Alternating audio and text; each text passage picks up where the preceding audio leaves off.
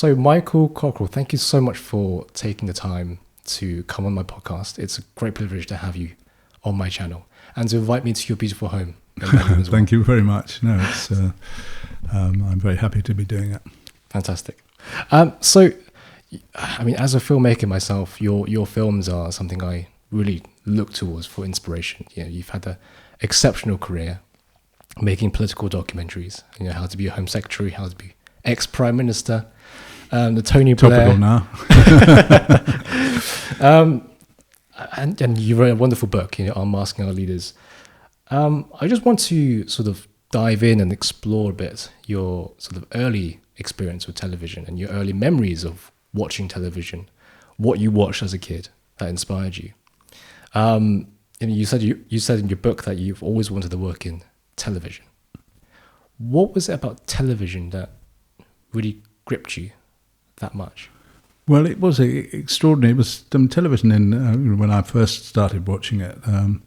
Was the sets were very small, 9-inch screen or 12-inch screen. If you had a 14-inch screen, you were a big boy. And most people in the street where I grew up didn't have television. In 1953, at the time of the Queen's coronation, most of the people in the street couldn't see the coronation, and a lot of them came and crowded into our sitting room and watched our small television. And what was it about television that I loved?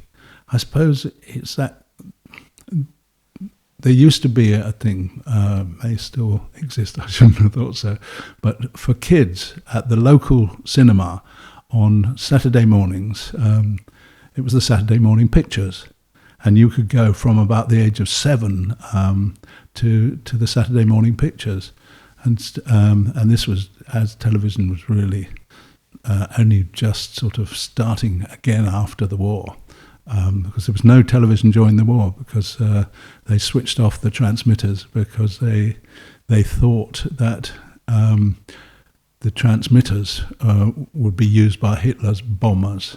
So there was the continuity announcer in 1939 said, well, that's the end of television for now. We may be gone for some time. And it was 6-7 years before there was television again.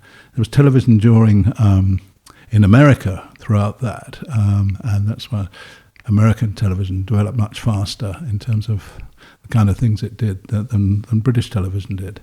But from the moment I saw television, you know, it was having your own Saturday morning pictures in your own home, and that was great.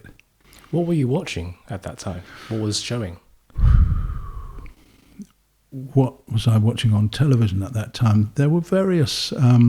There was a children's hour program, and there were various series. What was it called? The Groves or something like that. It was a sort of twice a week soap thing, but it was of an ordinary family with a crotchety grandma. I'm faint through lack of nourishment, she would say, and a young boy and young girl who in the family who were about the same age as me as I was growing up, and I fell for the young girl. It was all quite romantic. And, you know, because you make... Oh, also, I did watch a lot of sport. I loved rugby and cricket, and at that time I liked football, and you could see that on television. So that was amazing. And I liked, they had, when ITV first started, they had a lot of programs which were much more adventurous than the BBC's. Robin Hood was very good, and some sort of precursors of James Bond type films were good. And BBC had tremendous live plays, the Wednesday play and things like that, and you could see all the stars of British stage on television. Was there a film that you saw in your early years that greatly influenced your I guess, life trajectory that you wanted to be a filmmaker, or did that come much later? I suppose what I wanted most, first of all, well, I wanted two things. One was to play cricket for England, which I never really did, but I did once play for the MCC at Lord's against a Canadian team. But I got very sort of transfixed by roving reporters on ITN. ITN, Independent Television News. Independent television started in 1954, 55, and it was much punchier and much braver than BBC News, which was rather stilted with old gentlemen speaking in very, very posh accents, BBC accents, forging another important link in the chain of empire communications, that kind of commentary, compared to the ITV reporters who seemed rather more heroic figures. And I thought, I want to be a TV reporter. What was it about the roving reporters? I don't know. I suppose it was because you were seeing, and certainly on the BBC, a program like Panorama. It was called The Window on the World, and later on I worked for it for a long time, 12, 13 years. But it just took you to places which television had never been to before. To say the Middle East, and even there was a headline in the newspaper in 1954, front page, said, "Panorama team fly to Paris." So it's a different world. One of my biggest influences were Christopher Hitchens, the late Christopher Hitchens. Oh, right. Christopher Hitchens, whom I knew quite well and was godfather of one of my children. Really? Yeah. I didn't know. He was a fantastic guy. Yes. And you're right to have him as a hero, because he wrote like a dream, and he was so inventive, and he was a great contrarian. He was great, Christopher. I want to touch more on that, but I'll make my point first. When I watched his interview with Jeremy Paxman in his later years with esophageal cancer on Channel 4, BBC Newsnight, sorry. And I was listening to him speak about him seeing revolutions happen firsthand and being able to sit across so many important political figures during his career. And him talking about witnessing the Berlin Wall fall and having a bit of it, I think a chunk of it on his mantelpiece at home. And I was watching this and I figured, this is great. This is a great life. It doesn't feel like working. It's like actually living and seeing the world. And to use a cliche, journalism like the first copy of history, which the first draft of history. First draft of history, yes. Was that a factor into why you wanted to be a journalist? You get to see the world as it unfolds, in the present. Yes, I think that's right. And, I was lucky enough to, for 12 or more years on Panorama, to be flown around the world by the BBC and, go to dictatorships and go to wars, and it's not all fun. We were in the Middle East, and we were where, well, it was, we were in the Middle East, in Jordan, when something, the Jordanian army was trying to deal with I'm going to get this exactly right. It was a long time ago. It was 1970. It was at a time when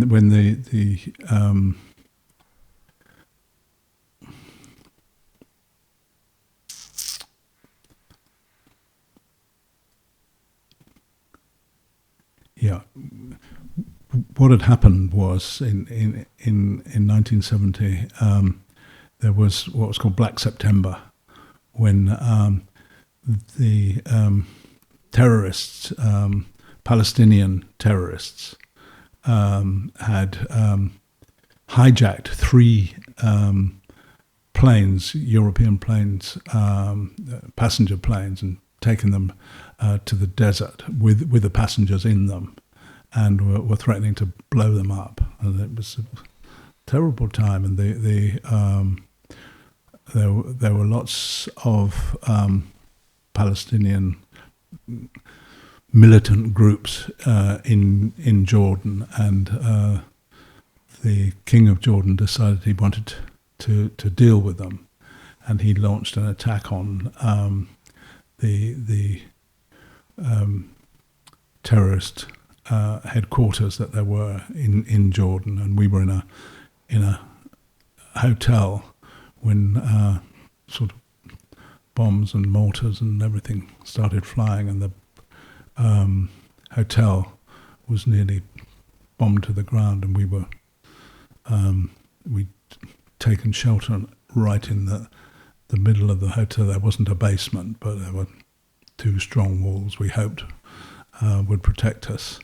And one guy who was in the hotel was killed.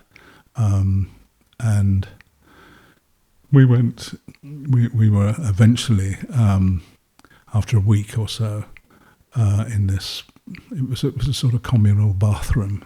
I slept between the loo and the bath on the floor, and my team did as well. And it was quite hair-raising. What effect did it have on your job? You're out there reporting and making films, and you're under such duress. How does it affect your work? It was 1970. It was, we were also arrested in West Africa and put in jail. They thought we were white mercenary spies. That was quite an intriguing time. And the British ambassador, who, when he managed to get us released, said, "Lucky that we were able to locate you, because you could have been held incommunicado for 3 months and then put on a show trial, and no one would have known about it." So it's quite an interesting year, 1970. And I got married and had my first child. Just to sort of bring it slightly back, politics was discussed in your family, wasn't it? Sure. A lot, around the dinner table. Yeah. I mean, I grew up in quite a political household. Both my father, who was a lawyer, and my mother, who was a playwright, both of them were members of the Labour Party. And lots of people would sort of come through our house for dinner or drinks or whatever it was. And there would always be sort of political discussions around the table. And we didn't like the Tories very much. We didn't much like royalty. We weren't very left-wing, but we questioned the status quo. It was the time of the angry young men and all that. So it was always a fascinating time in 22 Mapesbury Road, which some of my friends called the Mapesbury Madhouse. And what kind of effect did that have in these political discussions when you were growing up? I was always fascinated by politics from the start. I don't know. I was fascinated by politics, by the personalities in politics. I mean, Churchill was Prime Minister when I was born. Then Attlee became Prime Minister. And to see, that whole, I learnt early on, think about the great man theory of history. What would have happened? Would Nazism and everything happen without Hitler? Would we have won the war without Churchill? Those kinds of questions. Does history make the man, or does the man make history? always fascinating questions. And then watching British politics. I mean, 1956, the Suez invasion, when, as we didn't know at that time, the then Prime Minister, Sir Anthony Eden, sort of conspired with the French and the Israelis to invade Egypt in order to get back the Suez Canal, which the military leader of Egypt, Colonel Nasser, had nationalised, and they had the Brits, the Israelis, and the French did this deal where they were going to send in troops themselves, which they did. But it turned out later that the Prime Minister had been lying to the House of Commons, lying to the country about what was going on. So all of that fascinated me. Mm-hmm. You said you wanted to be a cricketer for England and also a filmmaker, but at no point in your life did you say, I want to be in power. You want to be in office, in politics. There was no thought about that. I never thought I wanted to be a politician. I never thought I wanted to be a politician, partly because once I was making films about politics and meeting politicians and interviewing them all the time, that I thought that I could understand what politicians were trying to do all the time, in the sense of politicians spend their life sort of polishing their image and sort of inventing a narrative, which some of which may be true, but a lot of which is totally misleading. And I might have been able to do that, but it struck me, they are spending their lives varnishing the truth, and I spend my life scratching the varnish off. And that to me was a much more interesting thought than being a politician who has to come out with sound bites, often sound bites which he or she knows are misleading, if not direct lies, and repetition and not answering the question and all that. I wouldn't want to have done that. I prefer asking those questions that they try not to answer. So would it be fair to summarise that politicians spend more time honing their image rather than working on policy these days? Or well, you said that. They spend, they are absolute. Liz Truss is a classic example. Some of the stuff that is coming out now in this new book about Liz Truss, in terms of how she spent her time making sure that there were good photographs of her wherever she went. When she was Trade Secretary, she didn't manage to get a trade deal, but she did manage to get a nice photograph of her, looking her. I straddled the world. It's extraordinary. He was a woman who managed to stay in every administration from David Cameron on until she became Prime Minister herself. She was the only one who had been in David Cameron's government by the time she became Prime Minister who was left. So she was a great. She was a great survivor and very good at polishing her image and somehow making herself invaluable to the next Prime Minister that came along. Would she make a good subject for a film if you were to make a film? Inside the head of Liz Truss. God. I mean, it would be so difficult to make a film about her. You'd have to get really good witnesses of people who knew her from the inside the ministry, or were special advisors or relations, or What about her dad?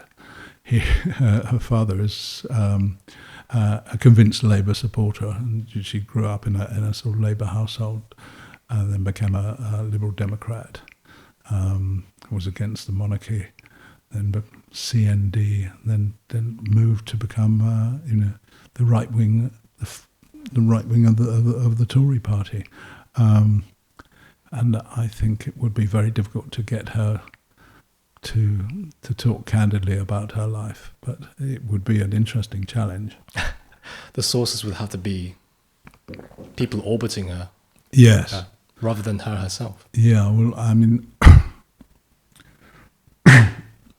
what I do with making films about politicians, I like to do it with their cooperation, and I take them back to different parts of Britain where they grew up and where they went to school, where they went to university, and so on. And I also show them clips of their life. Many politicians have been on television for many years, but have not seen themselves on television because they're kind of busy working.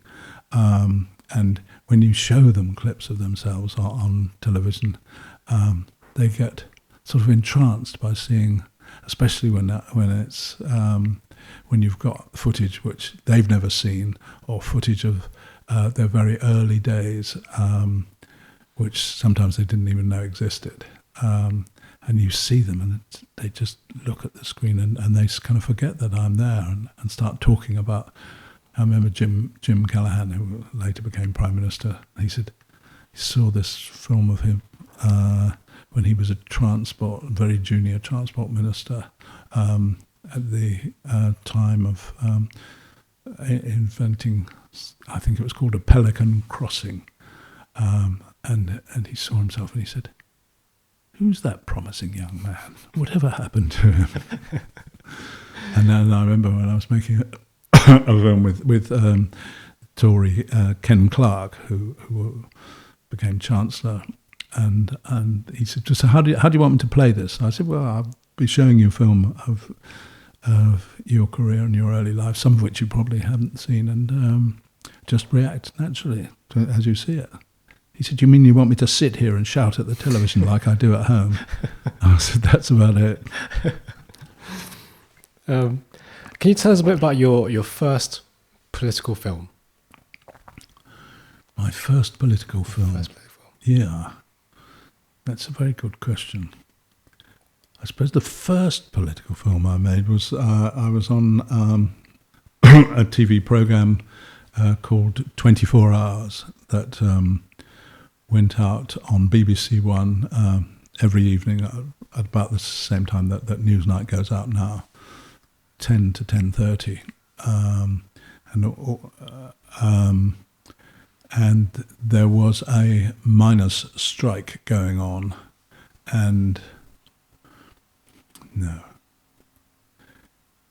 I remember, and the government was the Labour government in 1969 was bringing in legislation which would curb the right to strike. It was a very controversial piece of legislation, and it could have led to people on strike being sent to jail. And we thought of miners who'd gone on strike during the war, and some of them had been sent to jail. And we managed to find a couple of miners who had been jailed during the war. And we went back to Maidstone prison, where one of them had been imprisoned in Kent, because there was a colliery, coal mine in Kent. And he told the story, and we were able to walk around the Maidstone jail and everything like that. That was the first one, and it was an interesting one because the Labour Secretary of State, who was bringing in this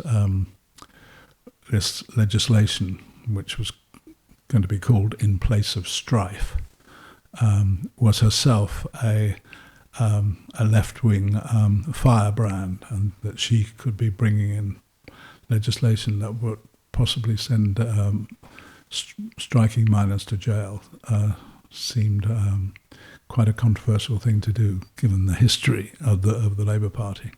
And how did you feel about your first film? Were you quite proud of it, or what was your feeling after it was aired?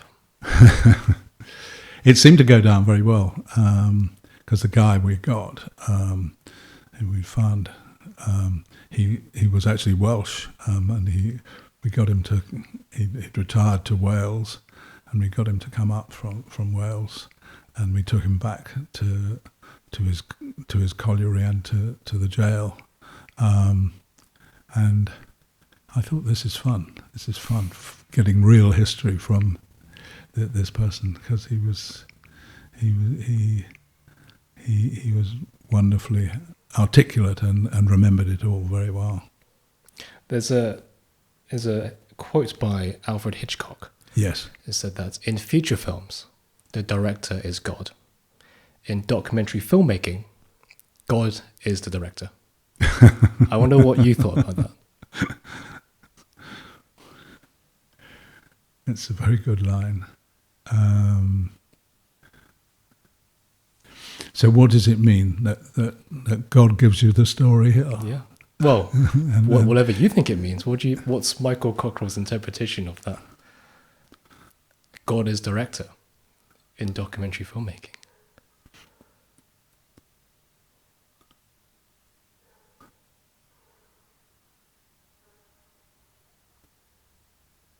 Yeah, I mean, you do certainly, when you're making documentaries, when there are difficult things to film, or when even just at a mundane level, when you've set up to film and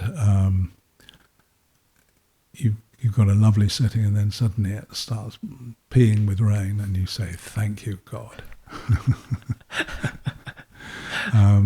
So you can, he can be quite a manipulative director if he is the director, but he's sort of challenging you to find out things which are not that easy to find out, and certainly sometimes not that easy to film. America is probably the easiest place to film, was in my day. I remember going up to one guy who was promoting some new form of economics that he thought that Mrs. Thatcher would follow. And I talked to him and asked him if we could come and film him. And he said to me, "Whatever you want, Michael, the answer is yes." You don't often get that in England. Well, when I read Hitchcock's quote, God is director, because I'm sort of branching into documentary filmmaking now as an independent filmmaker, and the way I think of God as the director, I think in documentary filmmaking, you're filming real life as it plays out, and there's only so much planning you could do before something your subject does that completely throws you off the rail, totally unexpected, not what you expected for them to say or to do. And there's an element of being as spontaneous as you can with your cameraman and your director's hat on how you could use this material that you did not expect was going to happen into your film. So I guess that's my interpretation of God as director. Sometimes what happens in real life, you can't plan. No. I wondered what you... Well, I do think that almost any film I've made, so often it's not in any way black and white, and it's not exactly the same, or even much the same as you've read about. A lot of films, it's just, or a lot of media, it's just one journalist repeating the other one's news clippings. And I've often found that when you go and make a film about a person who is sort of much loved and a hero, you find that the whites are often black and the blacks are often white. I'm talking just in colour terms, that the guy who's the goody turns out to have feet of clay sometimes, and the guy who's the terrible baddie has some redeeming features. It's all much more complicated and more interesting. The truth is almost always more interesting and more nuanced than what you think at first when you're doing the documentary. And how would you, I guess, let's pick a film you've made. Let's say How to Be a Home Secretary. Yeah. How did you research and plan, and was there any sort of visualization of what the final product was going to look like, or did that change along the way through the editing process down to the final premiere of that documentary? Yeah.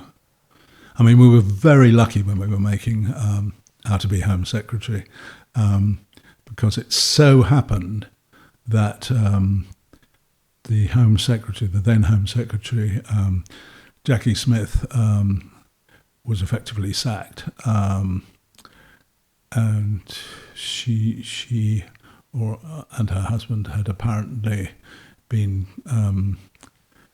It was in the expenses scandal, claiming for pornographic channels that someone in the household was watching, and this wasn't a good look for a Home Secretary.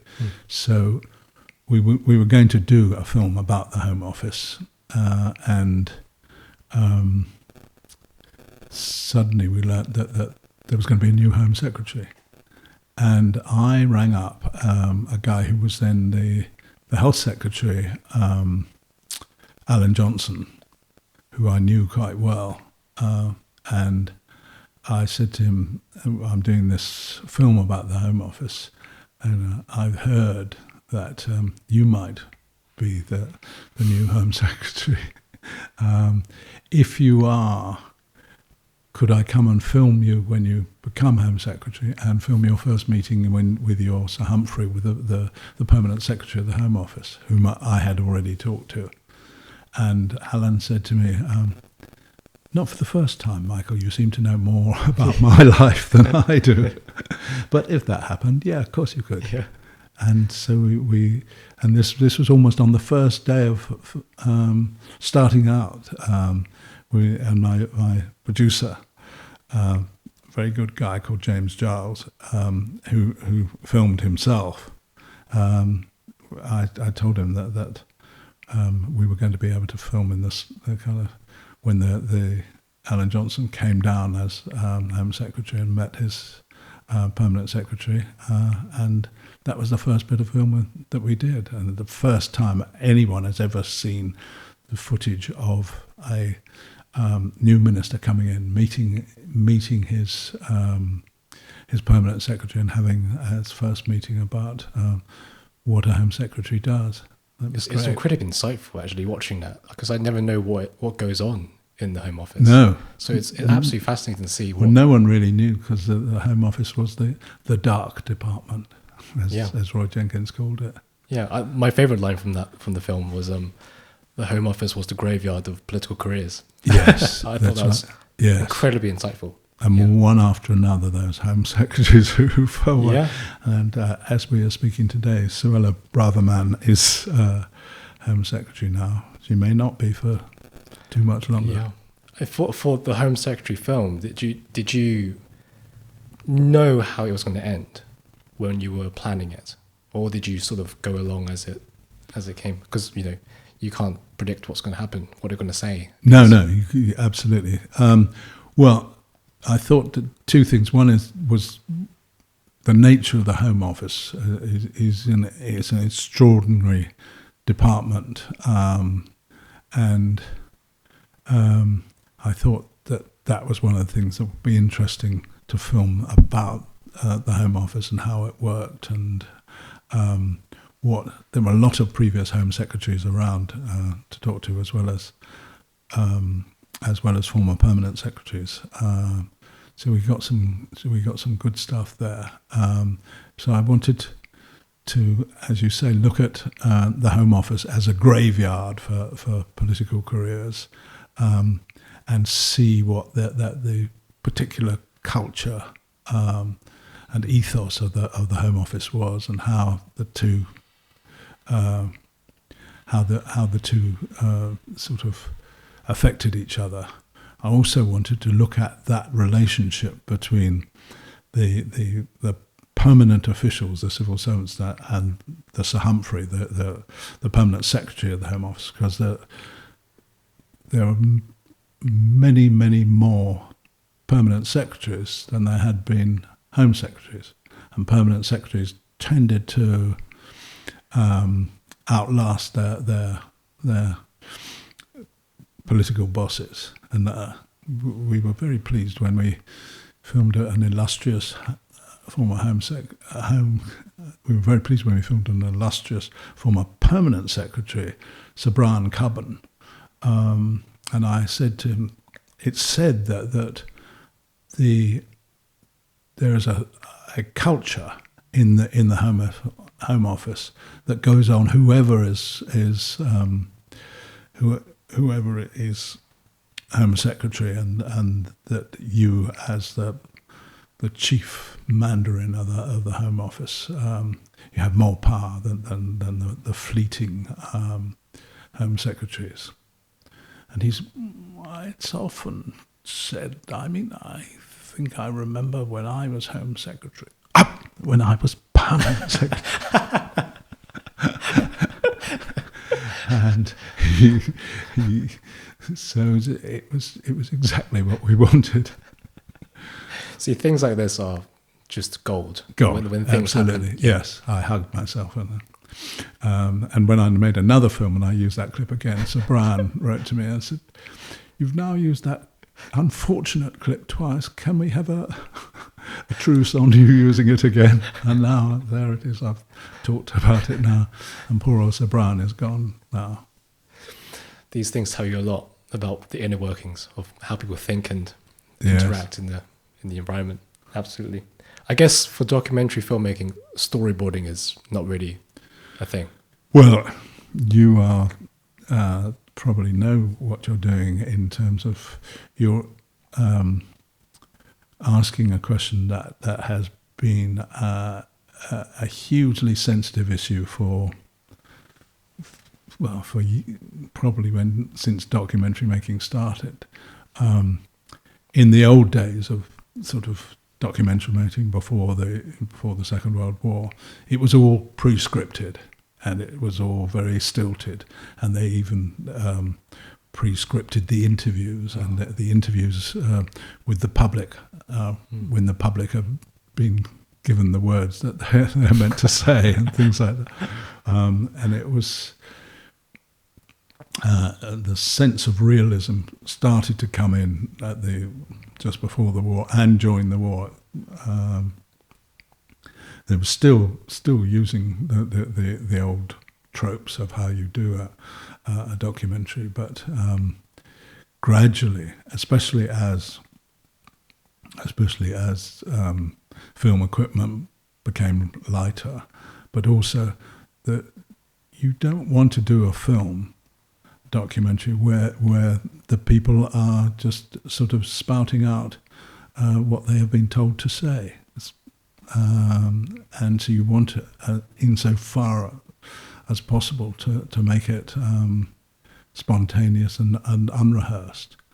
There was a figure who became notorious in the BBC called John Birt, who became Director General of the BBC, who we felt went back to this old way of making documentaries, where you select people to say what you want them to say, give them a script, and then they say it. And we hated that.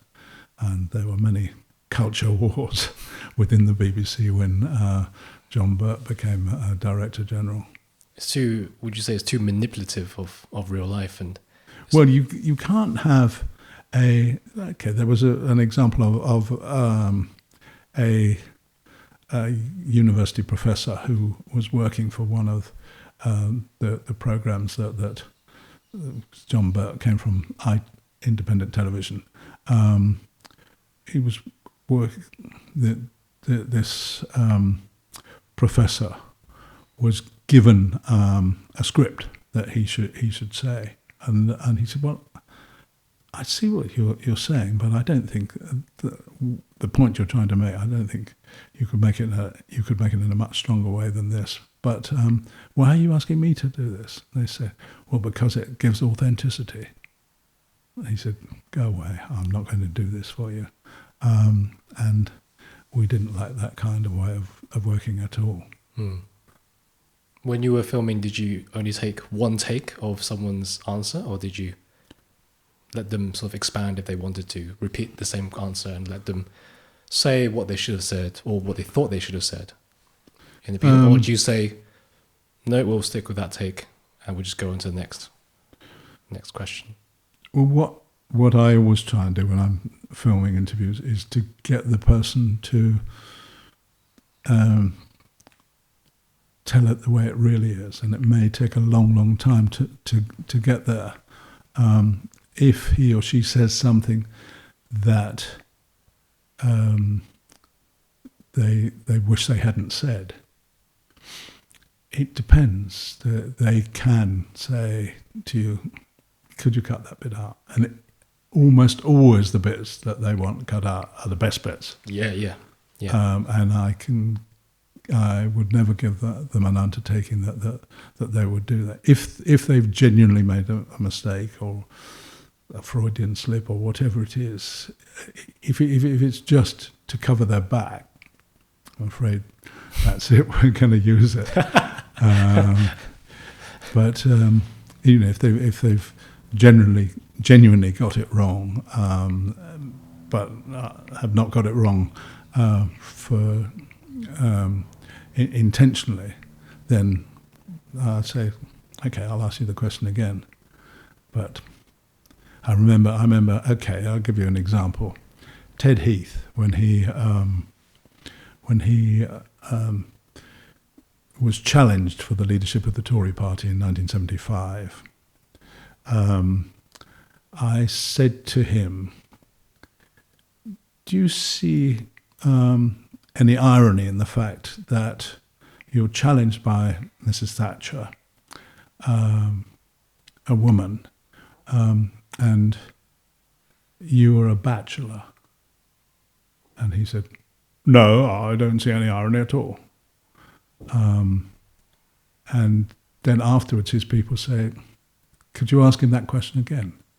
I said, well, I could ask him the question again, but I quite liked his answer in any case. So I would ask it because you would like me to do that, because you're saying that he would give me a better answer, but on the condition that I can choose which one of the answers I want to use, or maybe use both of the answers, but I can't give you a guarantee that I will use the new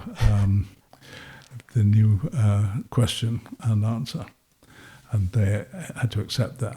So I said, do you see any irony in the fact that after 10 years of the Tory party being run by a bachelor, your main opponent is a woman? He said, oh, women are very important in the Tory party. They do a lot of voluntary work. We have women MPs, but very important. Whereas, no, I see no irony. That would seem to me the better answer. So tell me about how you cut films, how you cut the film. Well, I suppose I really think political films are made by juxtaposition. And so you ask a person a question, or there's something in the interview that they say, and you then know that you can talk to someone else and put that to them, and so you can then cut the two people together, and you always make sure that you change the eye line so they're doing this with this microphone. Okay, so I often think when I'm doing an interview, that bit I need to ask that person about that, and then we can cut them together. And I always make sure that I film them, with opposite eye lines, so that they're both facing one another. But it's always great in a film when it goes seamlessly from one to the other, and you've set up something, and you should never sort of disappoint the audience by suggesting that there's going to be something, and it doesn't happen. Always fulfill the promise that the film has made. And I think, cross-cutting and clever cuts and all that is what gives a film its it makes the film much more watchable. Yes. And you don't realise how it's gone from there to there to there. Yeah. Instead of sort of stopping and starting it. Yes.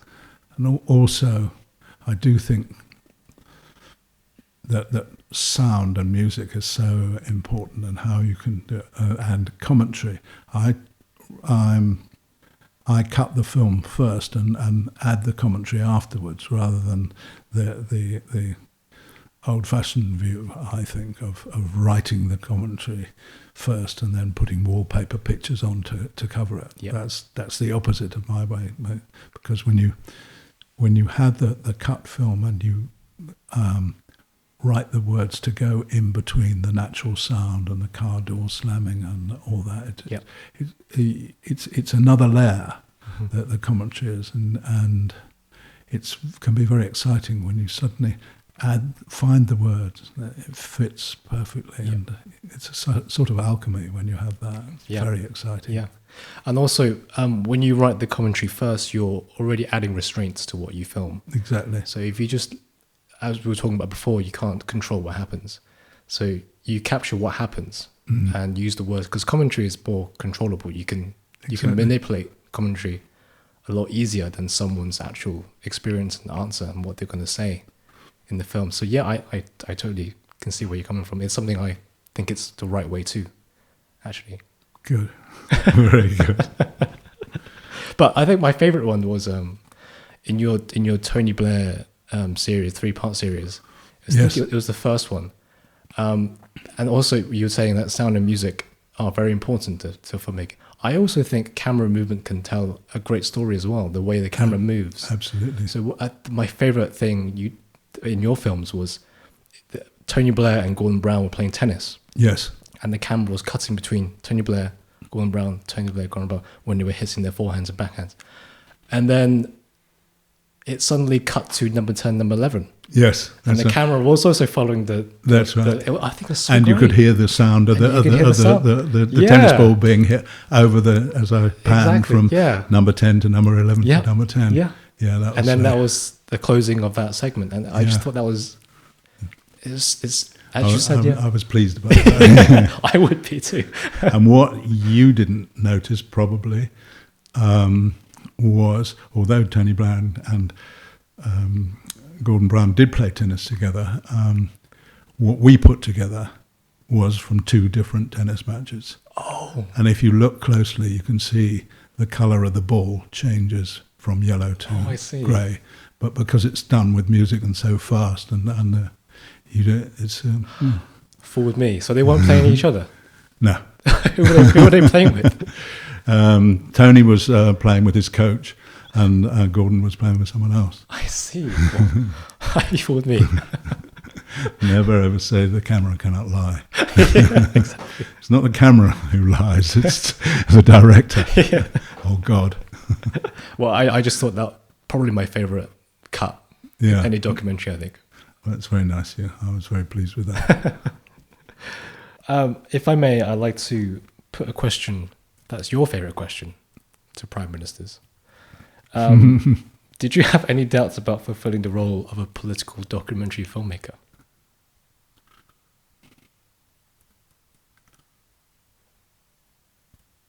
Yeah, I think I did.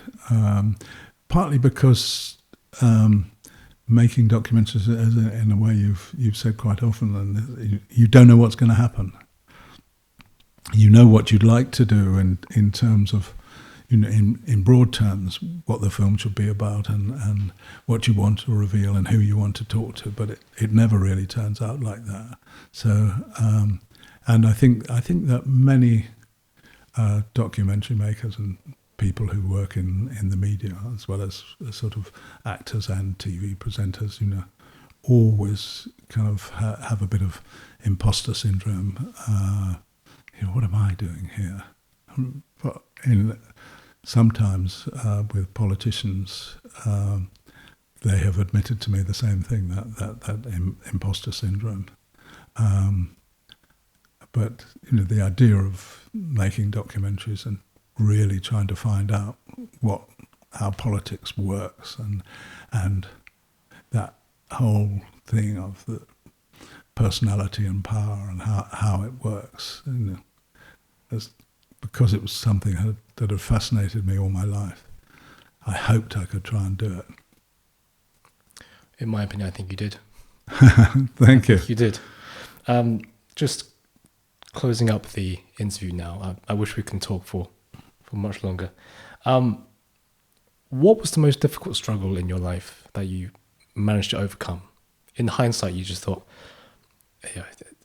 this is too much. I don't think I can overcome this.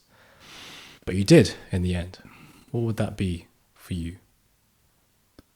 Well, I suppose one of the most difficult sort of ventures that I went on, again, it took 6 years to do it, was to persuade the House of Commons to let me in and give me full access around the place, which was an amazing thing to get. But it took us about 18 months to make the series, because your subject was 650 outsized egos, the MPs, and a lot of them were jealous and wanted to be in the film, and why hadn't we done this and all that. And it was one of them, a woman unknown at the time, called Theresa, who's recently been Deputy Prime Minister. She was a whip in the whip's office, and just hated us. I can't do my job if you people here, and it's confidential.